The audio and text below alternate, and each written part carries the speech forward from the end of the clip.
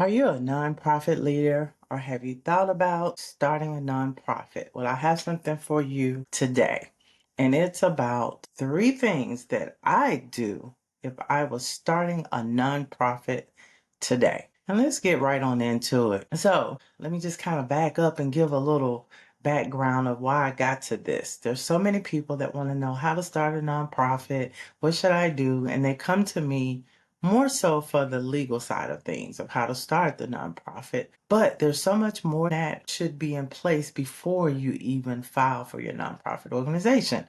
Because one of the things you need to know if there's a need and making sure that you're really ready to go down this road. Because one thing I always say, it is a corporation. That's why we say nonprofit corporation. The nonprofit part is how it is taxed, but it's still considered a corporation. So let's get right on into it for sure. Build community first and then the organization. What does that mean, you ask? So instead of rushing to file that paperwork, as I said, I would focus on one dedicated community that truly cares about the mission. What that means is you need to connect with the people that you're serving or want to serve, because that's another issue. I tell everyone, they say, how can I get the youth? How can I get? Well, if you haven't started doing that, that's a problem. You need to connect with the people that you're serving.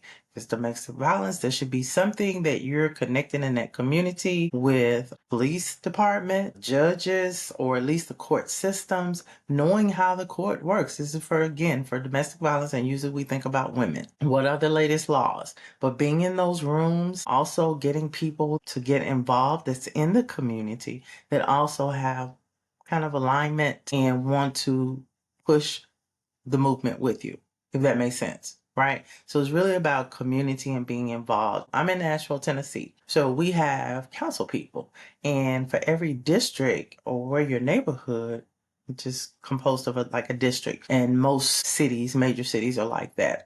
Break down to the neighborhood. So for us, we have a neighborhood meeting every month that's hosted by the council people. So any zoning, any codes, any of those things is going on. A lot of times that's your first point of touch. They need to know what you're doing, not just in where you live, but if where you live is different from where you're going to be serving, know who that council person is and be involved. Come to those meetings as well if you don't live in that area. That's so important. What I get are people who maybe they've already, we'll say, made it in life, and they'll live in a more affluent area. Things change from when maybe that person was going through the struggle or going through the things that like the people that they're serving. So what they'll do is not know what's going on in that community they're serving, because there's going to be two different or several problems that are going to be different in those areas. So build community first. Number one. The second one is you want to make sure you have identified one clear problem, and hopefully you have created a program. And I'm saying this because everybody wants to give away things. We want to give away shoes. We want to give away backpacks. We want to give away, and that's good. But really, we have so many places and resources to get those things. That could be something that you do on the side. And actually, I'm going to turn this into a series, and I'll talk about some things that you can do as far as collaboration with other nonprofits to get the items that people need and be able to do that all year instead of just on a holiday or just when they go back to school. So it's important that you have a program. Now, I'm really identifying my people, my leaders that want to get grant funding, right? So you can't necessarily just go get funding just to give away something. It really needs to be some type of transformational program, 6 weeks, 8 weeks, the year, whatever. Identify a program and that's connected to one problem. You know, we want to save the world. We want to do this, do a little that. It's not going to work, especially if you just started your nonprofit, or even if you're small, after 5 years, 10 years, have a identified problem and turn that into a program. I don't think I could say any more about that, but it gives clarity and it attracts funders. It also helps with those who want to volunteer or just people that want to be involved to help with the mission. They understand exactly what you're doing and that clarity is there. So that's important. That was number 2, solve one problem and one clear program with that. So problem, program, put it together. Got it. Number 3 is about getting grant ready, not just tax exempt. And again, if you take one of my grant writing courses or anything like that, you will find that the bulk of winning grants is the activities that you're doing, the journey that you've taken, the story, the reason why you're doing that. It's important that you make sure you have a mission statement. And we talked about some of that is going to be identifying that one problem and one clear program. But you want to actually write a budget. Now, if you have people involved, as you should, you're not really worried about when it comes time to get that board together because you have a choice. And you've seen how people acted and communicated with the population you're serving or the community that you're serving. And that way you can kind of see and identify. But this allows you to know exactly what you need. Now, you can cheat, and I show how to do that. You can use ChatGPT, come up with a simple program that you want to do. Again, I'll make this a series and we'll go deep into that, but I usually use a mentoring program or something for you that I'll give you an example of. Then you can create a budget. A lot of times you don't need money. Stop with it. Stop with the madness. You do not need funding usually in the beginning. You know, if you're doing a daycare or community living support home, group home, anything like that, maybe you need the funding to acquire property, acquire equipment, things like that. But most of you that start off in nonprofits or you have small ones, there's really not a whole lot that you need to purchase that maybe a grant would do. If it's 500 here, 200, 500, 1,000 or something like that, sometimes that's all you need even for the whole year. Let me give you an example. If I have a mentorship program, we're only meeting on, we'll say Saturday, then we're going to do 2 hours with the youth. If I pay one person, maybe we'll say $20, maybe we'll say 15, because a lot of times you're not paying, people don't even want it. Like if you've started this and people are so excited, they don't ask for money a lot of times, but you can even take it lower than that. Maybe have college student. I get into all of that, but you can actually get more volunteers that are ready to go and ready to be a part of your organization. A lot of times you're saying, well, I can't pay you. Don't necessarily tell people that. Let them come to you.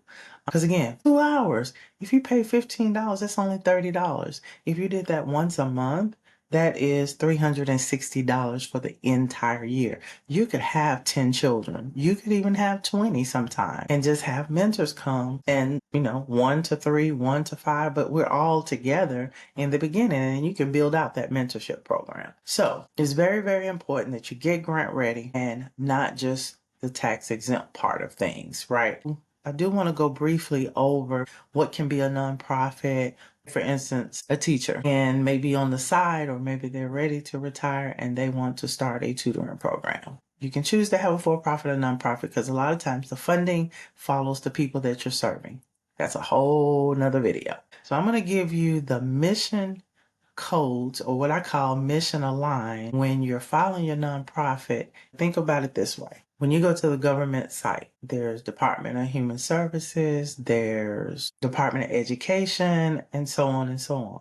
So I'm going to give you what we call the NTEE codes. If someone filed your nonprofit or you did, it is very important that you know that NTEE code. What I'm saying is if you have a code that talks about domestic violence and women, if you want to take care of seniors or housing or things like that, they're going to look at that code. So sometimes that will keep you from getting grants as well, because they might ask you, what's that code?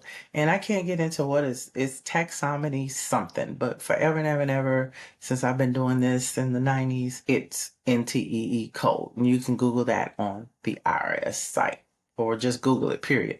I said Google on the IRS. That doesn't even make sense. You can Google it or you can go on the IRS site, but it is part of your 1023 application. These are 10 of the areas. Education, I mentioned that. Environment. Arts, culture, and humanities, that's number 3. Number 4 is healthcare. 5 is mental health and crisis intervention.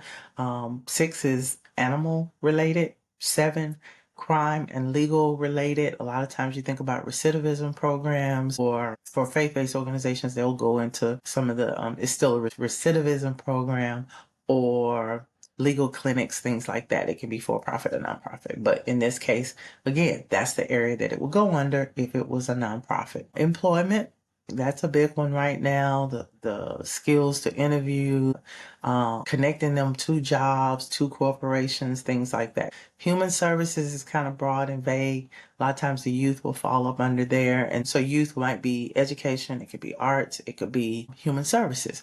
But I'm giving you a hint also where to find those grants if you want government grants. And then 10 is housing and shelter. You'll see the title of these, and then there's going to be subs levels. And this is not an inclusive or conclusive list. There's so many, but all of them you pretty much can find when you look for a government entity. Again, you want to make sure, because these are the areas that are likely to get grants as well as likely to get approved as a 501c3. So let's go back through this again.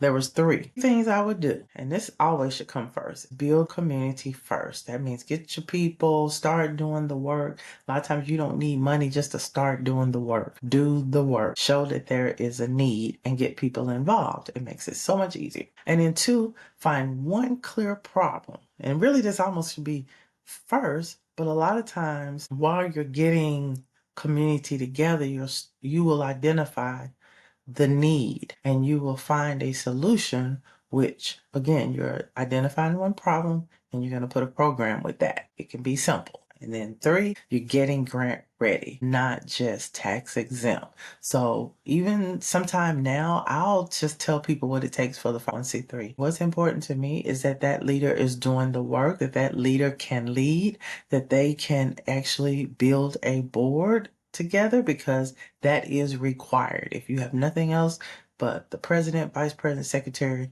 treasurer, and I always advise getting one more person on the board so you'll have an odd number. That in and of itself, you can find out how to file a nonprofit. Some of the things that I know from my experience, I've never had one not approved because I know about all this other in the beginning. And usually I'm going to advise that first, or I just won't file for someone if I think they're totally disconnected from the community, if that makes sense. Who am I? Kathy. Some people call me Miss Kathy. 30 years experience in the nonprofit world. Started off with a group home that I went from for-profit to nonprofit. I did that in my 20s with my then partner, and just been in this world of nonprofit as well as a career in nursing. So sometimes I've worked for a nonprofit hospital and a for-profit hospital. So I hope you got something out of that. That's the 3 things that I do, or I would do if I started a nonprofit today. I advise you, if you're interested, to do those 3 areas or make sure those are in place